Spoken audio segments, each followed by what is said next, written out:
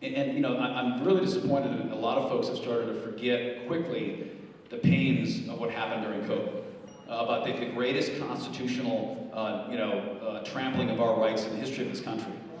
And you know, we can't forget that that happened, because that basically is a preview of what the Democrats want America to look like. And all you hear from Biden and Harris is, you know, all you hear about is USA, USA, USA, USA. Missoula's gonna Missoula. Now watch this. I'll write the headline here. Over 1,000 people gather. 2 maniacs scream something. Front page of the newspaper will say, mass protest. That's how dishonest these people are. I'm telling you, right? you know, and these friends back here, they're just calling me a racist. It's like, you know what? I fought alongside Muslims, Jews, Hindus, you know, like every possible race you could imagine. You know, I was in foxholes with them, in gunfights with them. We were covered, you know, in the same mud in the same spots. And I was on the phone with my interpreter trying to get him and his young children out of Afghanistan before they were murdered by the Taliban in Afghanistan. When they left, the government that the Russians built lasted for about 3 years before it collapsed.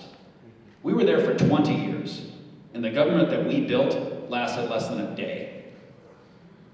So if that's going to scare you about how incompetent our own governments become, that they can't solve any problems, whether it's our border, whether it's healthcare, whether it's our budget, or whether it's a foreign war we spent 20 years fighting, I don't know what else could opinion. If you wore the uniform and you have an opinion on a matter, people listen. You know, a lot of times they'll tell everyone else to shut up, but if you say, hey, I'm a combat veteran, I serve here, and you start talking about an issue, they will stop talking and listen to you. So you have a really important responsibility these next 35 days, because we have to save this country on and before November 5th, and you guys are going to be a huge part of that. Get out there, be involved. I know you've already served your country, but serve it again like I am, because we got to save this country. You know, continuing resolutions. We haven't passed a proper military defense budget since, like, I was in high school. You know, and yet we continually kick the can on defense spending. And the truth is, the DoD doesn't need more money. The DoD needs an innovation enema. Like, the bureaucracy in that organization is so thick, and it's terrible.